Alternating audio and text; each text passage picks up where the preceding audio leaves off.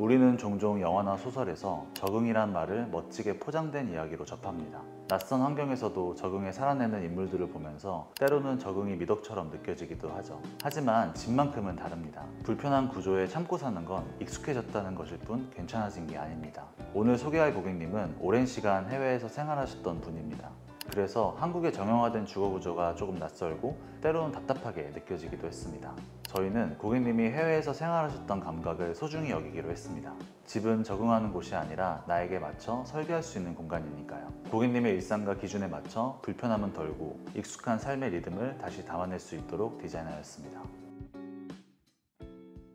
기존 주방은 주방과 다이닝룸이 한 공간에 자리하고 있었습니다. 공간 자체는 넓지만 비효율적인 구조로 인해서 심리적으로 답답하고 공간의 효율을 살리지 못해서 불편한 생활이 이어질 수밖에 없는 상황이었습니다. 저희는 주방과 복도를 구획하고 있던 벽을 철거하면서 이렇게 넓고 쾌적한 주방을 디자인하였습니다. 이쪽에 있던 벽을 철거하게 되면서 답답했던 복도 공간과 주방이 자연스럽게 하나로 이어졌고 공용욕실이나 거실에서 복도나 주방을 바라봤을 때 시야가 막히지 않기 때문에 시원한 개방감을 느낄 수 있습니다. 이 주방은 참 말씀드릴 게 많은데요. 아무래도 해외 생활을 오래 하셨던 분들은 비교적 넓은 곳에서 생활하셨기 때문에 한국의 주거 형태에서 살기에는 좀 답답한 부분이 있을 수 있습니다. 고객님의 니즈도 있었지만 넓고 예쁜 주방과 보조 주방이 가장 첫 번째 순위였어요. 이 아일랜드는 옆에 붙어있는 식탁까지 포함해서 총 길이가 6,500에 달하는 대형 아일랜드입니다. 워낙 존재감이 강한 세라믹이 길게 자리 잡고 있어서 중간에 금속을 넣어서 밸런스를 맞췄습니다.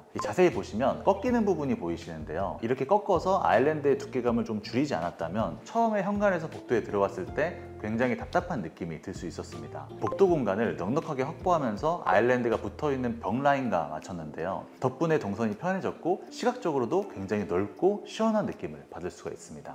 그리고 이 아일랜드의 끝에는 세라믹 테이블을 제작하였는데요. 이 테이블은 간단하게 식사할 수 있는 공간이지만 사이즈가 넉넉하여서 다용도로 활용 가능한 테이블입니다. 그리고 이 집은 전반적으로는 모던한 디자인이지만 곳곳에 고객님의 감성인 클래식한 느낌을 더했습니다. 대표적인 공간이 바로 이 싱크 공간인데요. 카프라이아 세라믹과 접목한 아치형 디자인은 그 자체로도 클래식한 느낌을 주고 있고 곡선을 좋아하시는 저희 고객님이 만족하실 만한 부드러운 인상을 주고 있습니다. 이 위쪽에는 선반을 만들어서 생활용품들을 놓을 수 있게끔 하였고요. 아래쪽은 골드 수전으로 포인트를 주었습니다. 또 한 가지의 인상적인 공간은 바로 이 그릇 보관장입니다. 고객님께서는 다양한 식기를 보유하고 계셔서 이를 수납할 수 있도록 별도의 보관함을 제작하였는데요. 이 그릇장 안쪽에는 샤틴 유리의 느낌으로 제작하였고 옆쪽에는 패브릭 느낌의 LPM을 사용하여서 조금 더 조화롭고 고급스럽게 연출하였습니다. 그리고 이 안쪽에는 간접 조명과 유리 선반을 넣었는데요. 고객님께서 갖고 계시는 아름다운 식기들이 돋보일 수 있는 공간으로 만들어 드렸습니다. 그리고 이 집에는 정말 대박인 공간이 있는데요. 바로 보조 주방입니다. 기존에는 이쪽 공간에 덧창이 있어서 외부 뷰를 보기에는 적절하지 않은 상태였는데요. 주방의 벽으로 인해서 복도에는 가려진 상황이었습니다. 하지만 구조 변경을 통해서 복도에서도 자연스럽게 바깥 풍경을 볼 수 있도록 바꾸었습니다. 그리고 저희 고객님께서도 이 문을 열고 생활하시는 경우가 많다고 하셔서 보조 주방 도어는 이렇게 안으로 열 수 있는 인클로저 경첩을 사용하여서 안쪽으로 열리는 방식으로 설계하였습니다. 이 창밖 뷰를 최대한 누릴 수 있도록 하고자 했던 고객님의 바람을 저희도 꼭 풀고 싶었던 숙제였는데요. 좋은 구조로 풀려서 굉장히 뿌듯한 공간입니다. 이렇게 보조주방 안쪽으로 들어오면 정말 50평대에 보기 힘든 엄청난 크기의 보조주방이 등장하는데요. 이렇게 긴 보조주방 쉽게 보실 수 없죠. 아래쪽에는 전부 하부장을 넣어서 수납 걱정도 없고 이 위쪽이 다 창이어서 환기나 채광도 걱정이 없는 아주 쾌적한 보조주방입니다.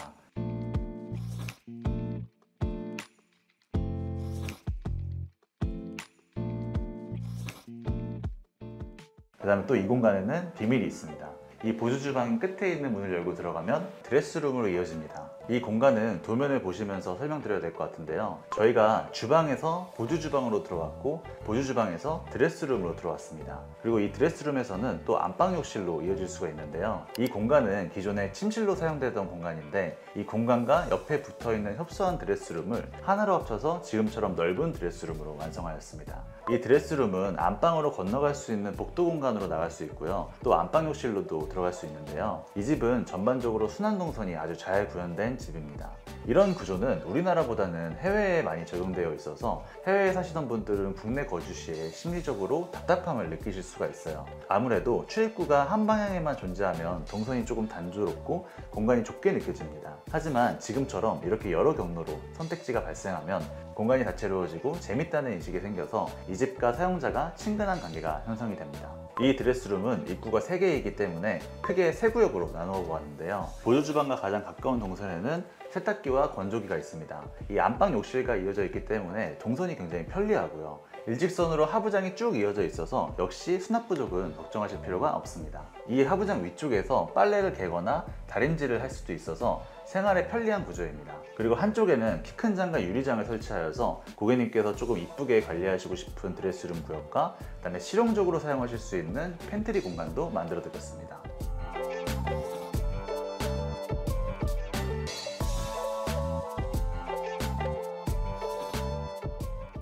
여기가 바로 안방욕실입니다. 굉장히 아름답지 않나요? 이 기존 구조에서 크게 변경된 건 없어 보이지만 이 공간 역시 드레스룸과 안방을 연결하는 순환형 구조로 되어 있습니다. 한쪽 입구는 안방에서 들어올 수 있고 이 뒤쪽은 드레스룸과 연결되어 있어요. 기존 욕실은 벽체가 많이 서 있어서 답답한 인상이었는데 저희는 개방감을 살리기 위해서 불필요한 벽체들을 철거했고요. 샤워부스 역시 유리로 시공하여서 시각적으로도 넓고 시원한 느낌을 주도록 하였습니다. 이 고객님께서는 세면대를 크게 사용하고 싶다는 니즈가 있으셨어요. 그래서 카운터형 세면대를 2개 설치하여서 두 분이 함께 사용하실 수 있게끔 하였습니다. 이 세면대는 카프라이아 세라믹으로 마감을 하였고 이 하부장까지 세라믹으로 마감을 하였는데요. 하부장은 넉넉한 수납이 가능하도록 구성하였습니다. 그리고 이 세면대 위쪽의 거울은 일반적인 거울보다는 조금 더 아름답고 이 집에 어울리는 거울을 넣고 싶어서 이 벽체에 곡선을 넣어서 마감을 하였고 이 좌우 벽면에도 곡선 디자인을 적용해서 고객님의 취향을 반영한 디테일로 마무리하였습니다. 샤워 공간에는 벤치를 만들었어요. 벤치 위에는 수전을 배치하고 벤치와 수전이 각각의 덩어리감을 가지면서 조형적인 재미를 주는 구조입니다. 그리고 또 한 가지, 샤워 공간 안쪽에는 매립 선반을 숨겨두어서 외부에서는 잘 보이지 않지만 필요한 샤워용품을 깔끔하게 수납할 수 있게끔 하였습니다.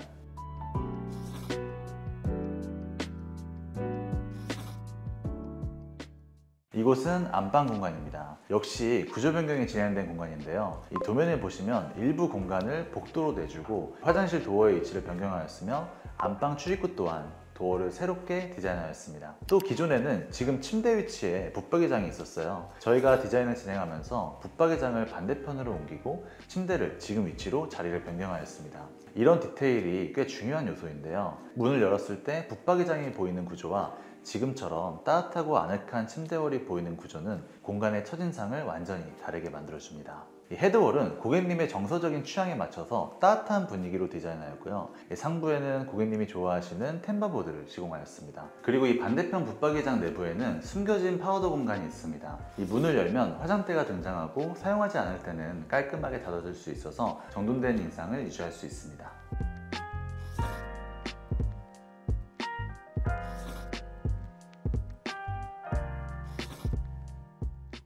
저희가 주방을 따라 보조주방, 드레스룸, 안방 욕실, 안방으로 향했다가 이제 복도 공간으로 나왔습니다. 현관에서 들어오면 가장 먼저 느껴지는 건 길게 뻗은 복도인데요.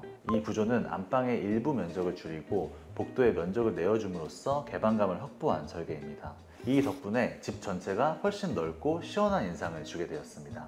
맨 처음 현관에 들어서면 보이는 것이 바로 이 아트월인데요. 템바보드와 은경, 오브제 공간으로 나눠서 디자인을 구성하였습니다. 오브제 공간은 조형적인 재미를 주기 위해서 색다른 시도를 해보았는데요. 아시는 분들은 좀 아시겠지만 이런 디자인은 시공하기 힘든 디자인 중 하나입니다. 거울과 선반이 만나는 면을 작업하기가 굉장히 쉽지가 않은데 저희 디자이너와 현장 소장님께서 다양한 방법을 연구하여서 깔끔하게 마감하였습니다. 이 복도 공간은 단순하지만 이 집을 좋게 보이게 하는 여러 가지 요소가 혼재되어 있는 공간입니다. 이 아일랜드를 좀 더 길어 보이게 연장한 이 디테일이라든지 거실에서도 보이고 주방에서도 보이고 복도에서도 보이는 이 기둥이라든지 그 다음에 좀 더 공간이 넓게 보일 수 있게끔 만든 오브제 공간이라든지 이런 디테일들이 한 곳에 모여있기 때문에 이 오브제들이 서로 싸우지 않도록 우선순위를 정해줘야 됐었는데요. 저희는 이 공간에서도 디자인 포인트의 우선순위를 잡기 위해서 기둥과 이 오브제가 순서대로 보일 수 있게끔 디자인하였습니다.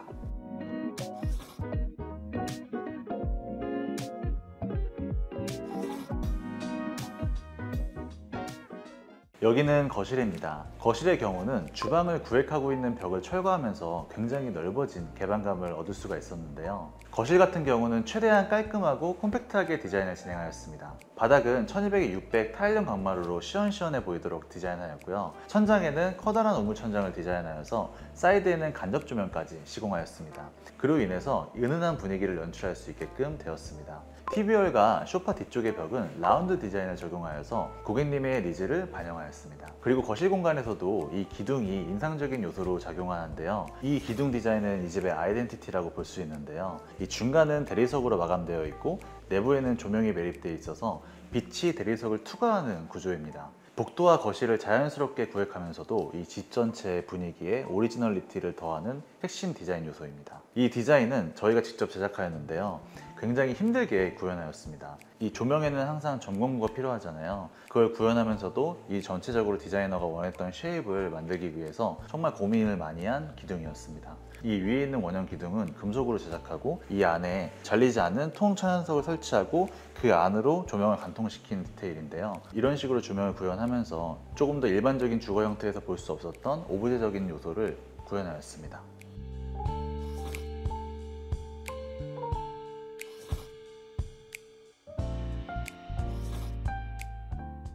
여기는 공용욕실입니다. 이 공간도 도면과 함께 설명드려야 될 것 같은데요. 이 공간을 만들기 위해서 현관과 맞닿아 있는 면을 연장하고 그 맞은편 벽은 철거하였습니다. 이쪽은 연장한 만큼 이렇게 세면대를 길게 제작하여서 개방감과 사용 편리성을 높였습니다. 반대쪽에는 세면대를 제거하고 양변기 전용 공간으로 디자인하여서 훨씬 편리하게 사용하실 수 있게끔 디자인하였습니다. 이 공간의 컨셉은 호텔 공간인데요. 이 세면 공간은 이 집의 다른 욕실과는 조금 다른 분위기입니다. 조명의 색온도를 조정해서 독립적인 공간감을 주었고 이 커다란 원형 거울을 사용하여서 개방감과 부드러운 인상을 더했습니다. 이 옆에는 선반을 두고 아래에는 하부장을 제작하여서 이 수납 효율도 놓치지 않았습니다. 그리고 또 하나의 디테일은 바로 세면대 높이인데요. 고객님께서 해외에 오래 거주하신 만큼 국내 기준보다 조금 더 높게 세면대를 제작하였습니다. 이런 부분은 자칫 놓치기 쉬운 요소이지만 디자이너와의 지속적인 상담을 통해서 생활에 꼭 맞는 디테일로 완성해 나갈 수 있었습니다.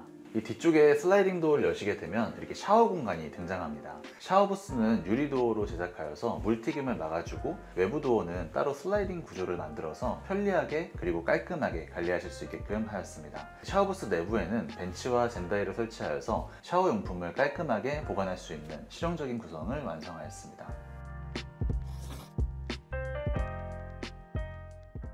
이곳은 현관입니다. 현관은 기존 구조와 흡사하지만 앞서 설명드린 공용욕실 쪽 벽체를 세우면서 복도로 진입하는 공간이 넓어졌고 그로 인해서 개방감이 높아졌습니다. 게다가 기존 구조에서는 현관에 비해서 실질적으로 사용하는 현관 면적이 굉장히 좁았는데요. 저희가 이번에는 현관 공간을 중문까지 확장하면서 현관을 굉장히 쾌적하고 넓게 디자인하였습니다. 현관은 이 출입구 옆에 팬트리 공간이 배치되어 있고요. 앞에는 신발장이 위치되어 있습니다. 이 수납에 있어서는 전혀 부족함이 없는 크기이고요. 옆으로 들어오시게 되면 이렇게 오브제 공간과 하부장이 배치되어 있습니다. 이 팬트리 문과 오브제 공간 위쪽은 둘 다 브론즈경으로 디자인을 하여서 서로 맞반사가 되도록 디자인하였습니다. 이렇게 되면 공간이 훨씬 더 넓어 보이겠죠? 그리고 이 현관의 단도 저희가 디테일하게 구성을 하였는데요. 신발장을 기준으로 약간 안으로 진입한 동선이 나올 수 있게끔 만들었습니다.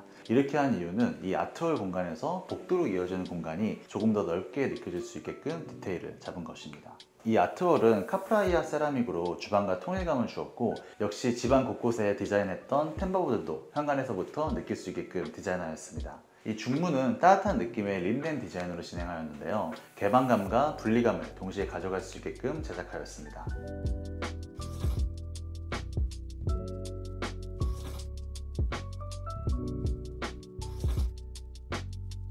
이상으로 나에게 맞춘 집 리뷰를 마칩니다. 지금까지 일하다 디자인이었습니다.